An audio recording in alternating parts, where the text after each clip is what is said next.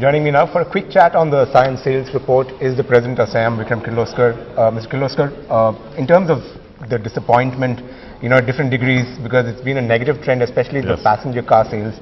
Was that on expected lines? Did you expect this kind of decline happening in the passenger car space? A very disappointing decline, and we're all praying it won't happen, but that's the reality.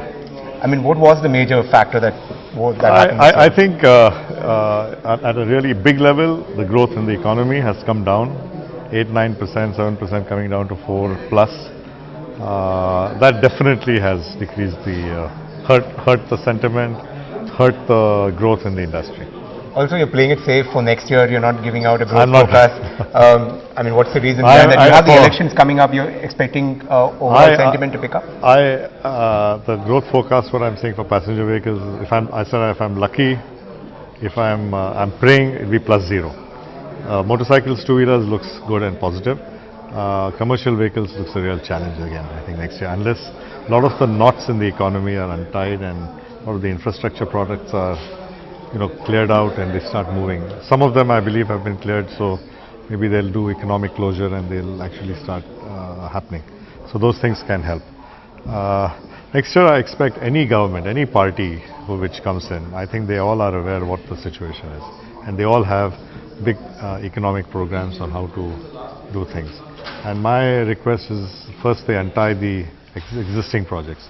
All the low-hanging fruit that's possible, untie the knots, get those things moving.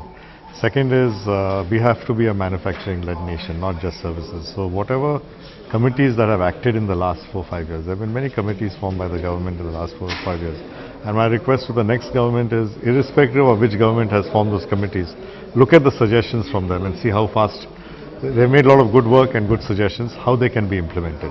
Sure. Don't look at which government has done it, but look at the content of the work that was done and see if that can be implemented. My third suggestion is, every budget time we are sitting and we are negotiating and lobbying the government, saying reduce this, excise, increase this, excise duties, various taxes. Try to have a little long-term policy on these. And so we are not, it's not something end of March, what are we going to do in April situation? Sure. End of February or whatever, what are we going to do in March situation? We shouldn't get into that. We should have some long-term sight on taxation and which direction to go, which direction taxation will help promote a particular area of the economy. Definitely manufacturing economy needs to be promoted, so what fiscal or taxation or whatever will help this kind of economy, I think it's important in the long run. Sure. So these are the 3 main things which I'm particularly interested in. How would you sum up the overall sentiment amongst consumers who are going to showrooms but possibly not picking up their car? Is there a delay in decision making that's kicking in? See, definitely when the excise duties came down, we've seen some improvement in showroom visits and test drives. So I'm hoping people see some change in the way things are done. People are perceiving there's a change in the government attitude. I think if they see after the elections the government being very proactive, I think people will certainly also get proactive. That's what I'm hoping for.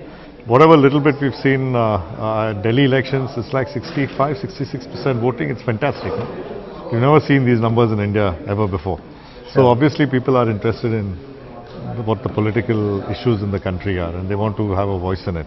So I think that's a good thing. I think long range, the more people vote in elections, the more people get active and want something done in the economy, I think the more results we will see. Sure. Also, another encouraging trend is that new brands coming into the country. You have Datsun, even bike makers, Triumph coming out with large number. That's an encouraging sign for you, right? This is the most competitive market in the world. I don't think, especially in the B car, A car segment, you have this kind of models in the world. But you see the result of it, we are the most competitive small car maker in the world. We are the largest exporter of small cars in the world.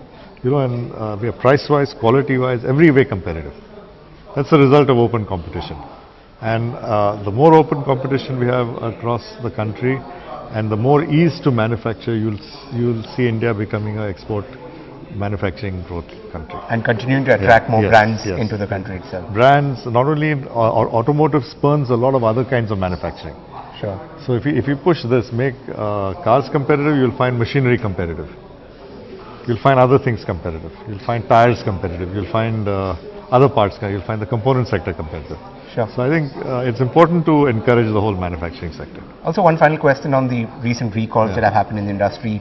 You've earlier indicated that this shows transparency within the system. But from a sentiment point of view, don't you think the customer is a little doubtful when he goes in for a brand? Doesn't it impact the brand in that sense, the model specifically? No, you at least, okay, maybe I've lived outside India when I was a youngster, and but I think if you look in developed countries, a company which is transparently telling its issues tends to have more confidence with the customer than anyone else.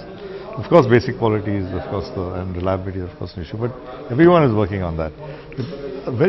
It's not that you're making everything 100% perfect. People will make mistakes. There are bound to be some engineering issues, and some of these problems are found out after 4 or 5 years of wear and tear. I think it's a fantastic confidence building measure in an industry to say that yes, this is my issue and I will solve it for you. Which other industry does it? Which other consumer product will come and tell you after 5 years, oh, there was a problem in the belt, there I will come and replace the belt in your washing machine or whatever. I think this is a great confidence building thing which the industry takes very seriously. Sure. Mr. Kirloskar, thank you so much for talking to NDTV. Thank you.